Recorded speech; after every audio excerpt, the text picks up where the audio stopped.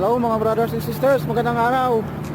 Ayan, nandito tayo sa Damac Towers, Paramount Hotel, Business Bay. Tingnan nyo po yung building na yun, oh. Mismong Paramount Hotel. Yung mga workers po naglilinis ng salamin, oh. Grabe. Sa taas na yan, nakakahilo siguro dyan mga brothers and sisters, oh. Ayun sila, oh. Naglilinis ng salamin. Grabe.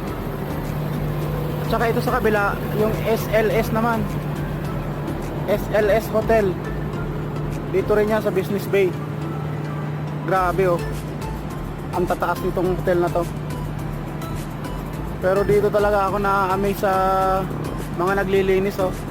Itinataya nila ang kanilang buhay para lang kumita ng pera para sa pamilya. Grabe.